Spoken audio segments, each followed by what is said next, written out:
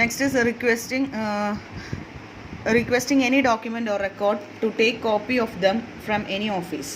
അപ്പോൾ ഏതെങ്കിലും ഓഫീസിൽ നിന്ന് വേണ്ട കോപ്പീസ് അല്ലെങ്കിൽ തെളിവുകൾ ആവശ്യമാണെങ്കിൽ അതെല്ലാം തന്നെ എടുക്കാനായിട്ട് സാധിക്കുന്നതാണ്. Then dismissing a representation of default or deciding its expire. അപ്പോൾ ആരെങ്കിലും എന്തെങ്കിലും ഡിസ്മിസ് ചെയ്യാനായിട്ട് റെപ്രസെൻറ്റേഷൻ ഡിസ്മിസ് ചെയ്യാനോ ഡീഫോൾട്ടായിട്ട് വരുന്ന എന്തെങ്കിലും റെപ്രസെൻറ്റേഷൻ ഡിസ്മിസ് ചെയ്യാനോ അല്ലെങ്കിൽ issuing commissions for examination of witness or documents commissions വിറ്റ്നസിനെ എക്സാമിൻ ചെയ്യുമ്പോഴോ അല്ലെങ്കിൽ ഡോക്യുമെൻറ്റ്സ് എക്സാമിൻ ചെയ്യുമ്പോഴോ കമ്മീഷൻ ഇഷ്യൂ ചെയ്യാനായിട്ടും അതുപോലെ ഓർഡേഴ്സ് ഡിസ്മിസൽ എന്തെങ്കിലും setting aside any order of dismissal of any representative default or any order passed by it expire and any other matters which may be prescribed. അപ്പോൾ ഏതെങ്കിലും order പെട്ടെന്ന് തന്നെ നടപ്പിലാക്കിയിട്ടുണ്ടെങ്കിൽ അത് കുറച്ച് നാളത്തേക്ക് പ്രൊലോങ് ചെയ്യാനോ അല്ലെങ്കിൽ സെറ്റ് അസൈഡ് ചെയ്യാനൊക്കെ ഡിസ്മിസ് ചെയ്യാനൊക്കെ ഉള്ള അധികാരം അപ്പീറ്റൽ അതോറിറ്റിക്കുണ്ട്. അതുപോലെ തന്നെ മറ്റ് പല മാറ്റേഴ്സും പ്രിസ്ക്രൈബ് ചെയ്തിട്ടുള്ള മറ്റ് പല മാറ്റേഴ്സിലും ഇതുപോലുള്ള കാര്യങ്ങൾ ചെയ്യാവുന്നതാണ്. Then any order made by the appellate tribunal may be enforced by the same manner as it were described by the court. ഒരു കോർട്ടിൽ നടക്കുന്ന അതേ പ്രൊസീഡിങ്സ് തന്നെയാണ് നമ്മൾ അപ്പീറ്റൽ അതോറിറ്റിയിൽ നടത്തുന്നത്. യാതൊരു വ്യത്യാസവുമില്ല. ജുഡീഷ്യൽ അതോറിറ്റിയാണ് അവർക്കുള്ളത്. എല്ലാ പ്രൊസീഡിങ്സും അപ്പീറ്റൽ ട്രിബ്യൂണലിൽ നടക്കുമ്പോൾ അത് ജുഡീഷ്യൽ പ്രൊസീഡിങ്സ് ആയിട്ട് നമ്മൾ കൺസിഡർ ചെയ്യും. ഒരു സിവിൽ കോർട്ടിൽ നടക്കുന്ന ഒരു സ്പെഷ്യൽ പേർപ്പസോട് നടക്കുന്ന അതായിട്ട് നമ്മൾ കൺസിഡർ ചെയ്യും. Appeal to Appellate Tribunal, Section 112. Any person aggrieved by the order passed against him may appeal to the Appellate Tribunal against such order within 3 months from the date of communication of the order. Order കിട്ടിയതിന് ശേഷം എന്തെങ്കിലും aggrieved party, അതായത് ഒരു order പാസ്സാക്കി ശേഷം അതിലെന്തെങ്കിലും ബുദ്ധിമുട്ടുള്ള ഏതെങ്കിലും പേഴ്സൺസിന് എന്ത് ചെയ്യാം, അവിടെ അപ്പീൽ കൊടുക്കാവുന്നതാണ്. അത് 3 മാസത്തിനുള്ളിൽ തന്നെ കൊടുത്തിരിക്കണം. പിന്നെ അപ്പീറ്റൽ ട്രിബ്യൂണലുകൾക്ക് റിഫ്യൂസ് ചെയ്യാം അല്ലെങ്കിൽ അഡ്മിറ്റ് ചെയ്യാം അപ്പീൽ. ഒന്നില്ലെങ്കിൽ അത് ടാക്സോ ഇൻപുട്ട് ടാക്സിനൊക്കെ ഇൻവോൾവ് ചെയ്തിട്ടുണ്ടാവുന്നതായിരിക്കാം, അല്ലെങ്കിൽ different in taxes, input credit, ഇങ്ങനെയുള്ള എന്തെങ്കിലും മാറ്റേഴ്സൊക്കെ ആവാം. എന്ത് മാറ്റേഴ്സ് ആണെങ്കിലും അത് എമൗണ്ട് ഓഫ് ഫൈനോ ഫീസോ പെനാൽറ്റിയോ ഒന്നും ഉണ്ടാവാനായിട്ട് പാടില്ല ആ വ്യക്തികൾക്ക്. ആ ഓർഡർ 50,000 റുപ്പീസിനേക്കാൾ മുകളിലായിരിക്കണം ആ ഒരു പെനാൽറ്റിയോ അല്ലെങ്കിൽ ഫീസൊക്കെ വാങ്ങുന്നത്.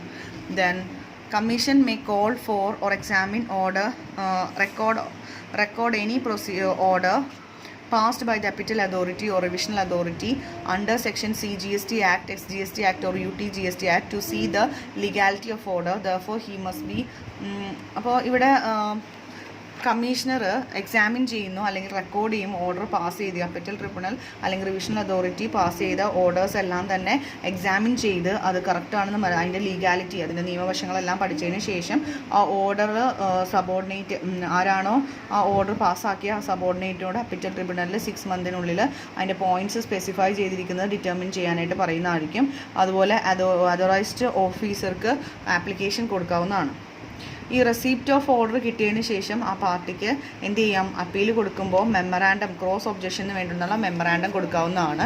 അത് പ്രിസ്ക്രൈബ് മാനറിലായിരിക്കണം. 45 ഡേയ്സിനുള്ളിൽ നോട്ടീസ് കൊടുത്തതിന് 45 ഡേയ്സിനുള്ളിൽ ഈ മെമ്മറാൻഡം, ക്രോസ് ഒബ്ജക്ഷൻസിന് വേണ്ടിയിട്ടുള്ള മെമ്മറാൻഡം കൊടുക്കാവുന്നതാണ്. അത് സാറ്റിസ്ഫൈഡ് ആയിട്ടുണ്ടെങ്കിൽ അത് പ്രസൻറ്റ് ചെയ്യാവുന്നതാണ്. ദെൻ അപ്പീൽ ടു ദി അപ്പീറ്റൽ tribunal shall in the form verified in such a manner shall be accompanied by fees. ഒരു ഫീസ് ഉണ്ട്, പ്രിസ്ക്രൈബ് ഫീസ് ഉണ്ട്. ആ ഫീസ് ഒക്കെ കൊടുത്തതിന് ശേഷമാണ് നമ്മൾ അപ്പീൽ ഫയൽ ചെയ്യുന്നത്. അപ്ലൈന് ഫോളോയിങ് എമൗണ്ട്സ് ആണ് അടക്കേണ്ടത്. That is tax amount of tax, interest, fine, fees, penalty administered by him. അപ്പോൾ അയാൾ കൊടുക്കേണ്ടതായിട്ടുള്ള tax, interest, fine, fees, penalty ഇതെല്ലാം കൊടുത്തിട്ടുണ്ടാവണം.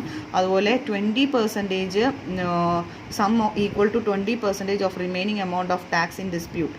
അപ്പോൾ ഈ നടക്കുന്ന തർക്കത്തിലുള്ള 20% ടാക്സ് ഇയാൾ പേ ചെയ്തിട്ടുണ്ടാവണം, ഓൾറെഡി പേ ചെയ്തിട്ടുണ്ടാവണം. Where the appellant has paid the amount as above, the recovery proceedings for balance amount shall be deemed to be stayed till the disposal of appeal. അപ്പോൾ ബാക്കിയുള്ള എമൗണ്ട് ഇപ്പോൾ കൊടുക്കേണ്ട, അത് stay ചെയ്ത് വെക്കാം, ഈ പ്രൊസീഡിങ്സ് കഴിഞ്ഞിട്ട് കൊടുത്താൽ മതി എന്നുള്ള ആ ഒരു ഇതിലാണ് പോകുന്നത്. ഇനി ഓർഡേഴ്സ് ഓഫ് അപ്പീറ്റൽ ട്രിബ്യൂണൽ, സെക്ഷൻ 113. അപ്പീൽ ട്രിബ്യൂണലിൻ്റെ ഓർഡേഴ്സ് എന്ന് പറയുന്നത് ഈ മറ്റ് രണ്ട് പാർട്ടീസും പറയുന്നത് കേൾക്കാനായിട്ടും അതുപോലെ അതിന് ശേഷമാണ് ഒരു ഓർഡർ പാസ് ചെയ്യുന്നത്. ആ പാസ് ചെയ്യുമ്പോൾ അത് കൺഫേം ചെയ്യാനോ ഈ പറയുന്ന ഓർഡർ കൺഫേം ചെയ്യാനോ അല്ലെങ്കിൽ മോഡിഫൈ ചെയ്യാനോ അല്ലെങ്കിൽ അതിൽ വ്യത്യാസങ്ങൾ വരുത്താനോ ഒക്കെ ഇവർക്ക് അധികാരമുണ്ട്. Refer case back to the appellate authority or revisional authority to the original adjudicating authority with such direction as may be fit for the fresh adjudication decision. ഇനിയിപ്പോൾ എടുത്തിരിക്കുന്ന ഡിസിഷൻ എന്തെങ്കിലും തെറ്റാണെങ്കിൽ കൂടുതലായിട്ട് അതെന്ത് ചെയ്യാം, റെഫർ ചെയ്യാവുന്നതാണ് അപ്പീൽ അല്ലെങ്കിൽ റിവിഷണൽ അതോറിറ്റിക്ക് വീണ്ടും ഒരു ഓർഡർ പാസ്സാക്കാൻ വേണ്ടിയിട്ട് അഡീഷണൽ എവിഡൻസ് കൂടി എടുത്തിട്ട് കണക്കിലെടുത്തിട്ട് ഓർഡർ പാസ്സാക്കാനായിട്ട് ആവശ്യപ്പെടാവുന്നതാണ്. അതുപോലെ തന്നെ ടൈം കൊടുക്കാവുന്നതാണ് രണ്ട് പാർട്ടീസിനും ഹിയറിങ്സ് കേൾക്കാനും മറ്റു കാര്യങ്ങൾക്കൊക്കെ വേണ്ടിയിട്ട് ടൈം നൽകാവുന്നതാണ്. അതുപോലെ തന്നെ അപ്പീൽ ട്രിബ്യൂണലിന് അമെൻഡ് ചെയ്യാവുന്നതാണ്. ഓർഡർ പാസ് ചെയ്തത് അമെൻഡ് മീൻസ് ചേഞ്ചസ് ഭേദഗതികൾ വരുത്താവുന്നതാണ്. ഓൺ റെക്ടിഫിക്കേഷൻ ഓഫ് എറേഴ്സ് എന്തെങ്കിലും ഉണ്ടെന്ന് തോന്നുവാണെങ്കിൽ കമ്മീഷണറുടെ ഭാഗത്തുനിന്നോ അല്ലെങ്കിൽ സ്റ്റേറ്റ് ടാക്സ് കമ്മീഷണറോ അല്ലെങ്കിൽ യൂണിയൻ ടെറിട്ടറി ടാക്സ് ഏതാണെങ്കിലും അവിടെ നമുക്ക് അമെൻമെൻറ്റ് നടത്താവുന്നതാണ്. അത് 3 months from the date of order കിട്ടിയതിന് ശേഷം 3 മാസത്തിനുള്ളിൽ അമെൻമെൻറ്റ് നടത്തണം. അമെൻമെൻറ്റ് ചെയ്തതിന് ശേഷം റീഫണ്ടോ എന്തെങ്കിലും അസസ്മെൻറ്റ് ചെയ്യുന്നതിൽ എന്തെങ്കിലും വ്യത്യാസമോ അല്ലെങ്കിൽ റീഫണ്ട് കൊടുക്കുന്നതിൽ വ്യത്യാസം വരികയോ അല്ലെങ്കിൽ ITC കൊടുക്കുന്നത് അല്ലെങ്കിൽ അങ്ങനെയുള്ള കാര്യങ്ങളോ അല്ലെങ്കിൽ ലയബിലിറ്റി കൂടുകയൊക്കെ ചെയ്തിട്ടുണ്ടെങ്കിൽ അവിടെ ആർക്കാണോ ആ നഷ്ടം സംഭവിക്കുന്നത് അവർക്കൊരു അവസരം നൽകേണ്ടതാണ് അവർ പറയുന്നത് കേൾക്കാനായിട്ട്. Then appellate tribunal shall as far as possible hear and decide the appellate with the period of 1 year. 1 വർഷത്തിനുള്ളിൽ ഈ പറയുന്ന ഫയൽ ചെയ്തിട്ടുള്ള കേസിൻ്റെ ട്രയൽ നടത്തുകയും അതിൻ്റെ ഡിസിഷൻ എടുക്കുകയും ചെയ്യാനായിട്ട് ശ്രമിക്കണം. അതുപോലെ ഈ ഓർഡർ പാസ് ചെയ്തിരിക്കുന്ന കോപ്പി അപ്പീൽ അതോറിറ്റിയുടെ അല്ലെങ്കിൽ റീജിയണൽ അതോറിറ്റിക്ക് ഒറിജിനൽ അഡ്ജുഡിക്കേറ്റിംഗ് അതോറിറ്റിക്കൊക്കെ കൊടുക്കേണ്ടതാണ്. അപ്പീലിയൻറ്റിനും അതുപോലെ ജുഡീഷ്യൽ കമ്മീഷണർ അല്ലെങ്കിൽ സ്റ്റേറ്റ് കമ്മീഷണർക്കും അതുപോലെ യൂണിയൻ ടെറിട്ടറി ടാക്സിനൊക്കെ ഈ ഓർഡറിൻ്റെ ഒരു കോപ്പി കൊടുക്കേണ്ടതാണ്. ഓർഡർ പാസ് ചെയ്ത് കഴിഞ്ഞിട്ടുണ്ടെങ്കിൽ ഫൈനലാണ് ആ ഓർഡർ ഫൈനലാണ്, അത് രണ്ട് പാർട്ടീസും ഫോളോ അപ്പ് ചെയ്യേണ്ടതാണ്. Then powers of the president. എന്താണ് പ്രസിഡൻറ്റിൻ്റെ പവേഴ്സ് നോക്കാം. That is 114. പ്രസിഡൻറ്റിൻ്റെ പവേഴ്സ് എന്ന് പറയുന്നത് അഡ്മിനിസ്ട്രേറ്റീവ് അതുപോലെ തന്നെ exercise financial and administrative powers over the national bench and regional benches of appeal tribunal. Appeal ട്രിബ്യൂണലിൻ്റെ നാഷണൽ ബെഞ്ച് അല്ലെങ്കിൽ റീജിയണൽ ബെഞ്ചൊക്കെ അയാൾ അഡ്മിനിസ്ട്രേറ്റ് ചെയ്യാനും അതുപോലുള്ള ഫിനാൻഷ്യൽ കാര്യങ്ങളെല്ലാം തന്നെ നോക്കുന്നത് ഈ പ്രസിഡൻ്റാണ്. പ്രസിഡൻ്റ് ആണ് എല്ലാ അതോറിറ്റിയും ഡെലിഗേറ്റ് ചെയ്യാനായിട്ട്, അതായത് അതോറിറ്റി ഡെലിഗേഷൻ മീൻസ് അതോറിറ്റി കൈമാറാനായിട്ട് സാധിക്കുന്നത് ഈ ഒരു പ്രസിഡൻറ്റിനാണ്. അപ്പോൾ അദ്ദേഹത്തിന് കൈമാറാവുന്നതാണ്, അദ്ദേഹത്തിൻ്റെ സബോർഡിനേറ്റ്സിന് കൊടുക്കാവുന്നതാണ് അദ്ദേഹത്തിൻ്റെ പവേഴ്സ് കാര്യങ്ങൾ നടപ്പിലാക്കാനായിട്ട്. അപ്പോൾ ഓഫീസേഴ്സ് ഓഫ് നാഷണൽ ബെഞ്ച് അല്ലെങ്കിൽ റീജിയണൽ ബെഞ്ചിന് അഡ്മിനിസ്ട്രേറ്റീവ് പവേഴ്സ് പ്രസിഡൻറ്റിന് നൽകാവുന്നതാണ്. അത്തരത്തിൽ ഡെലിഗേറ്റഡ് പവേഴ്സ് വെച്ചിട്ട് ഇദ്ദേഹത്തിൻ്റെ ഡയറക്ഷൻസോടെയും കൺട്രോളും സൂപ്പർവിഷനും ഒക്കെ പ്രസിഡൻറ്റിൻ്റെ കൺട്രോളും സൂപ്പർവിഷനൊക്കെ കൂടി ഉണ്ടാവേണ്ടതാണ് നാഷണൽ ബെഞ്ചിലും അതുപോലെ തന്നെ റീജിയണൽ ബെഞ്ചസിലും. Now interest on refund amount. Section 115. Where an amount paid by the appellant is required to be refunded constituting consequence to any order of appellant authority or appellate tribunal, interest at the specified rate shall be payable in respect of such refund from the date of payment of amount till the date of refund of the amount. ഇനിയിപ്പോൾ നമ്മൾ ഓർഡറിൽ ഈ വ്യക്തിക്ക് refund ചെയ്യണം എന്ന് വരികയാണെങ്കിൽ ആ refund ചെയ്യുന്ന എമൗണ്ടിൻ്റെ ഇൻട്രസ്റ്റ് അദ്ദേഹം ഈ ഒരു ഓർഡർ വന്നതിന് ശേഷം ആ എമൗണ്ട് കൊടുക്കുന്ന അത്രയും നാൾ എത്ര കാലാവധി വരുന്നോ അത്രയും കാലാവധിയിലേക്കുള്ള ഇൻട്രസ്റ്റ് കൊടുക്കേണ്ടതാണ്. Then appearance by authorized representative. Any person who is entitled or required to appear before the office or appellate authority or appellate tribunal in connection with proceedings may appear by an authorized representative. അപ്പം representative അല്ലെങ്കിൽ agent ഈ വ്യക്തിക്ക് അപ്പീലിന് represent ചെയ്യാനായിട്ട് സാധിക്കാത്തപ്പോൾ ഒരു authorised representative ആണ് ഇയാൾക്ക് പകരം appear ചെയ്യുന്നതെങ്കിൽ ആ സമയത്ത് ഒരു പേഴ്സണൽ എക്സാമിനേഷൻ നടത്തേണ്ടതാണ്. അതുപോലെ on oath and affirmation the representative cannot appear on behalf of the party. അപ്പോൾ ചില കേസസിൽ അതോറിറ്റി റെപ്രസെൻറ്റേറ്റീവിന് റെപ്രസെൻ്റ് ചെയ്യാനായിട്ട് സാധിക്കില്ല. കാരണം ഇയാൾ തന്നെ അപ്പിയർ ചെയ്യേണ്ട ചില സാഹചര്യം ഉണ്ടെങ്കിൽ അയാൾ തന്നെ അപ്പിയർ ചെയ്യണം. The authorised representative may be one of the following. അപ്പോൾ ഈ പറയുന്ന അതോറൈസ്ഡ് റെപ്രസെൻറ്റേറ്റീവ് എന്ന് പറയുന്നത് ഈ താഴെ പറയുന്ന ആളുകളിൽ ആരെങ്കിലും ആയിരിക്കണം. എന്നാൽ മാത്രമേ അപ്പിയർ ചെയ്യാനായിട്ട് സാധിക്കുകയുള്ളൂ. റിലേറ്റീവ് ഓർ റെഗുലർ എംപ്ലോയി, ഇയാളുടെ റിലേറ്റീവോ അല്ലെങ്കിൽ റെഗുലർ എംപ്ലോയോ ആണെങ്കിൽ, ഒരു അഡ്വക്കേറ്റ് ആണെങ്കിൽ, ഇന്ത്യയിൽ പ്രാക്ടീസ് ചെയ്യുന്ന കോർട്ടിൽ, ഇന്ത്യയിലുള്ള ഏതെങ്കിലും ഒരു കോർട്ടിൽ പ്രാക്ടീസ് ചെയ്യുന്ന അഡ്വക്കേറ്റിന് റെപ്രസെൻറ്റേറ്റീവായിട്ട് നിൽക്കാം. അല്ലെങ്കിൽ ഒരു ചാർട്ടേഡ് അക്കൗണ്ടൻ്റ് അല്ലെങ്കിൽ കോസ്റ്റ് അക്കൗണ്ടിന് കമ്പനി സെക്രട്ടറിക്കോ അങ്ങനെയുള്ള വ്യക്തികൾക്കൊക്കെ നിൽക്കാവുന്നതാണ്. ഇനി retire office or commercial tax department of state tax or union tax board, ആ വ്യക്തികൾക്കും ഒരു റെപ്രസെൻറ്റേറ്റീവായിട്ട് നിൽക്കാവുന്നതാണ്.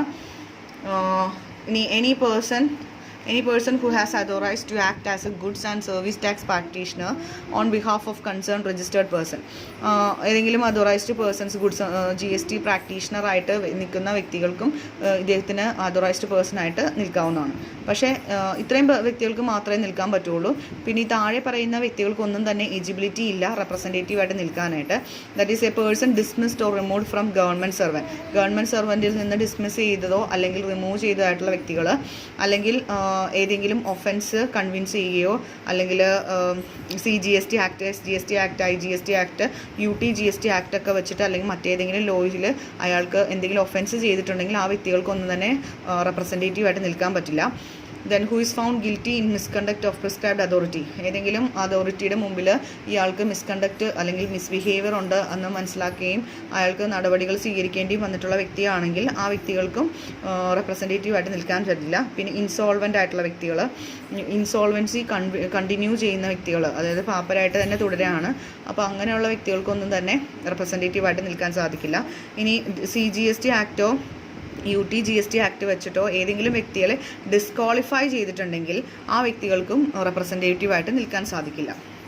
Then appeal to high court according to section 117, any person aggrieved by any court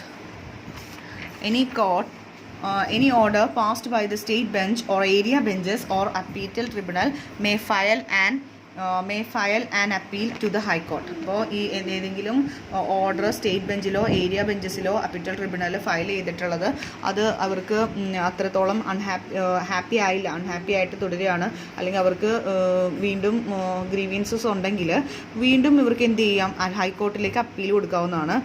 അങ്ങനെ ഹൈക്കോർട്ടിലേക്ക് അപ്പീൽ കൊടുക്കുമ്പോൾ high court admit ചെയ്തിട്ട് അത് satisfaction ആയിട്ട് തോന്നിയാൽ സബ്സിക്വൻ്റൽ ക്വസ്റ്റ്യൻസ് ഓഫ് ലോയുടെ നിയമത്തിൻ്റെ മുമ്പിലെ ക്വസ്റ്റ്യനിൽ അവർക്ക് സാറ്റിസ്ഫാക്ഷൻ തോന്നിക്കഴിഞ്ഞിട്ടുണ്ടെങ്കിൽ അവർക്ക് 180 ഡേയ്സിനുള്ളിൽ റീഅപ്പീലിനുള്ള ഓർഡർ സ്വീകരിക്കാവുന്നതാണ്. ഈ അപ്പീൽ 180 ഡേയ്സിനുള്ളിൽ സാറ്റിസ്ഫൈഡ് ആയിക്കഴിഞ്ഞാൽ ഡിലേ ഒന്നും വരുത്താതെ സഫീഷ്യൻറ്റ് റീസണിൽ എന്തുകൊണ്ടാണ് ഡിലേ വരുത്തിയെന്നുള്ളതിൻ്റെ റീസൺ കൊടുത്തതിന് ശേഷം അപ്പീൽ പരിഗണിക്കാവുന്നതാണ്. ഇനി ഹൈക്കോർട്ടിൽ സബ്സിക്വൻറ്റ് ക്വസ്റ്റ്യൻ ഓഫ് ലോയിൽ ഇൻവോൾവ് ചെയ്തിട്ടുണ്ട്. അപ്പോൾ അതുകൊണ്ട് തന്നെ it shall formulate that question, the appeal shall be heard only on the question of law. The court may also allow such matters as it considered to be relevant. The High Court shall decide and deliver the judgment containing the grounds and decide is founded, and it may be awarded such cost as to be deemed to be fit. അപ്പോൾ ഹൈക്കോർട്ടിൽ ഇത്തരത്തിലുള്ള നിയമത്തിൻ്റെ സാധ്യതയിൽ വെച്ചിട്ട് ഇവർ ഈ ഒരു hearings ഒക്കെ നടത്തിയതിന് ശേഷം ഒരു ഡിസിഷൻ ഡെലിവർ ചെയ്യുന്നതാണ്, ജഡ്ജ്മെൻറ്റ് കൊടുക്കുന്നതാണ്. അതിൻ്റെ കോസ്റ്റ്, അതിനോടനുബന്ധിച്ച് വരുന്ന കോസ്റ്റ് എല്ലാം തന്നെ ഈ പാർട്ടീസ് എടുക്കേണ്ടതാണ്. ദെൻ ഹൈക്കോർട്ട് അതുപോലെ തന്നെ സ്റ്റേറ്റ് ബെഞ്ച് ഏരിയ ബെഞ്ചസിലൊക്കെ റോങ് ഡിറ്റർമിനേഷൻ ആണ് വരുന്നതെങ്കിൽ ഒരു അപ്പീൽ നൽകാവുന്നതാണ്. ആ അപ്പീൽ 2 ജഡ്ജസ്, ഹൈക്കോർട്ടിലെ 2 ജഡ്ജസ് വെച്ചിട്ട് അവരുടെ സിവിൽ പ്രൊസീജിയേഴ്സ് 1908 പ്രകാരം സിവിൽ പ്രൊസീജിയേഴ്സ് നടന്നതിന് ശേഷം അവർ അപ്പീലുമായിട്ട് റിലേറ്റഡ് ആയിട്ടുള്ള കാര്യങ്ങൾ അവിടെ ചെയ്യാവുന്നതാണ്. അപ്പോൾ ഇത്രയുമാണ് ഹൈക്കോർട്ടിൽ കൊടുത്താൽ വരുന്ന കാര്യങ്ങൾ.